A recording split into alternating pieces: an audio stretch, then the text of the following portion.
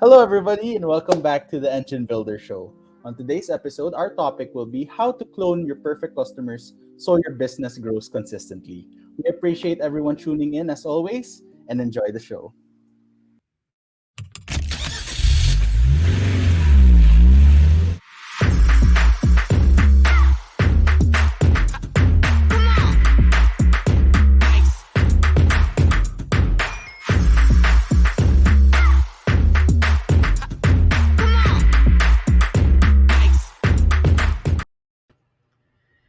Good morning, everyone.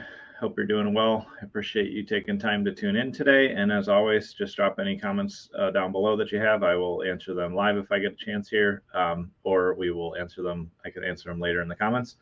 And as always, my goal is just to serve you and help you grow your business and share the lessons that I've learned over the years. And as Jethro said, we're going to talk about how to clone your perfect customers, because if you can clone your perfect customers, then your business can grow consistently.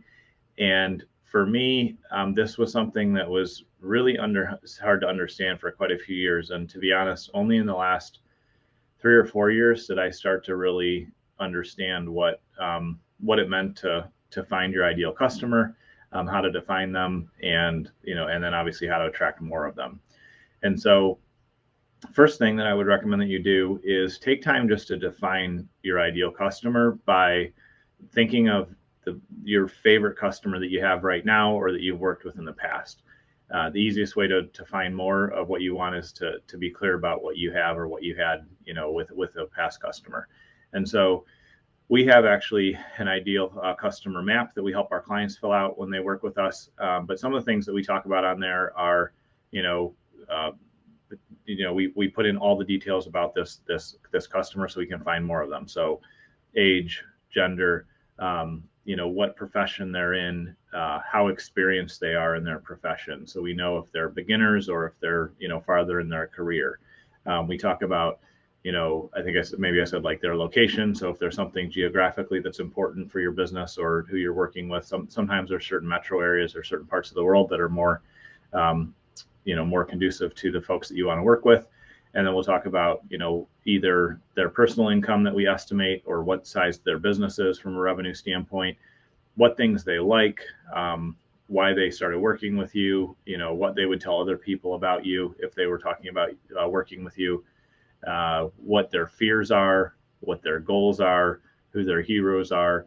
We just got to define everything that we know about this customer that we did work with or that we do work with that we really like so we can find more of them. And so instead of where I struggled or failed in the past was instead of just trying to think of this theoretical person out there, that makes it a lot less concrete for me. I realize that it's a lot easier for me to go, oh, I like working with, client X, so I'm going to define everything about them so I can find more of those people. So that's the first step, is just to do that.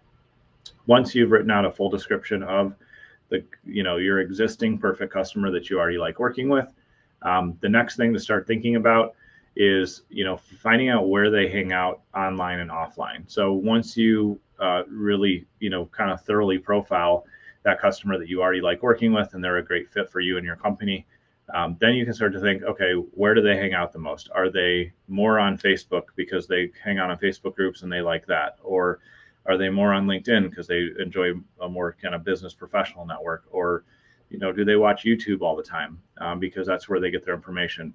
Whatever it is from an online standpoint, you can determine that by simply having a conversation with them and saying, hey, where do you get your news? Where do you like to hang out online? And then also, where do they hang out offline? So are they the type of people that like to go, to NASCAR events? Or do they like going to big like professional development, events? Or do they like hockey? Do they like basketball more? Like, you can really start to think about where they may hang out event wise offline, and then also figure out if they're the type of person that is really social and likes to go out, a few times a week and hang out, socially with friends and colleagues and stuff, or are they the type of person that when work is over, they want to sit down and read a book, and be more kind of private or more introverted. Once you can determine where they're hanging out online and offline, that's going to give you a much better opportunity to market to them and serve them. And so, again, the first step, really defining everything about them, profiling that real person, that ideal customer that you already work with or that you have worked with in the past. Then secondly, getting really clear on where they hang out online and offline. You know, online, also think about like what news sites they read. Do they enjoy reading email, or would they rather read a blog? Things like that, just getting clear about what they do. And you can just have a conversation with them and just be honest and say, I love working with you, you know, Mrs. Client X. And so my goal is to learn about you and what you do, because I would love to find more folks like you. It's such a pleasure working with you, or I really enjoyed doing that project with you. So that's the second thing.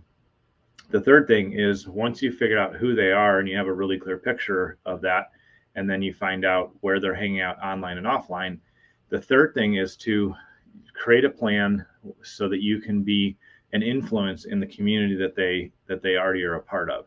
So when we think about, you know, your ideal customer, we'll say hangs out in some Facebook groups around, let's say, Facebook groups around parenting, for example, because I have a client who serves that niche, and a friend. So if you know that they hang out in parenting groups online and Facebook, then to be the influence in their community so you can attract more folks like them, you can share useful information about how to become a better parent, how to set aside consistent time for your kids. You can create a resource or a checklist or a quick little video, and you can just consistently show up in that community over time, like in that Facebook group, and just connect with people, answer their problems, you know, serve their needs. And then when the time is right, you can make the offer of, hey, here's how I help folks like you. Here's a program I have. Here's the course I have, whatever the case may be. But it takes investing in that community and becoming a part of it, which is a long-term game, not a drop in, try to sell all your stuff in one shot. From the same standpoint, on the offline side of where they hang out, you can start to realize, oh, in my community, like my ideal customers not only are in these Facebook groups, because we'll stick with the parenting kind of niche idea, parent coaching, they probably also go to play dates and to the library and to the local water park, and there's other places that they go as well. So you can also become influential in that part of their community by being there or hosting events or sponsoring something, or creating, you know, physical things that you can give away in those types of situations that then will end up back with them in their home or in their car, and they'll remember who you are. And so really cloning your ideal customers is a matter of getting clear about who your ideal customer is by really profiling them. That's the first step. Then the second step is finding out where they hang out online and offline, and really understanding clearly why they're there and what they enjoy doing.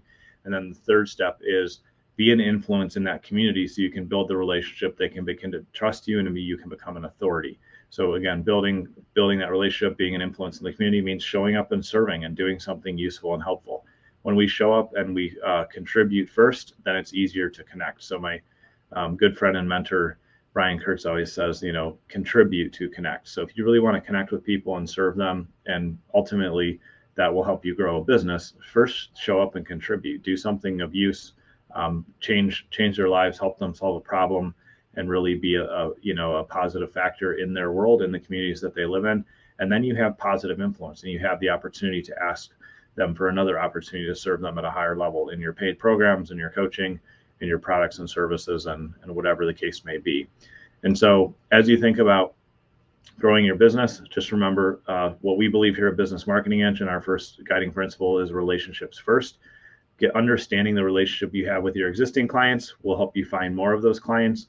And then understanding that investing in the communities that they are in is a way that you build relationships with individuals in that community and that community as a whole. And that ultimately is going to help you grow. So alongside of that, obviously, it's always wise to have ways to market to them, like we've talked about, with email marketing, with remarketing, with direct mail, with all the things that you can do to just continue to have your message in front of those folks. But first, it really needs to come from an intention of, you know, having a good relationship with them and really serving them at the highest level. And so that's how we clone our ideal customers. And I'm really grateful because we get to work with amazing clients here who are just phenomenal to work with and are a huge part of the growth and success of our business. And if you need help with your marketing, if you want to really connect with the folks that are your ideal customers, if you want to have, you know, steady lead flow, have your brand grow, and have the marketing support of a world-class team, we'd love to talk to you. So you can comment down below or message me, or you can go over to businessmarketingengine.com, and we'd be glad to hear from you. Thanks for tuning in today, and we'll see you tomorrow.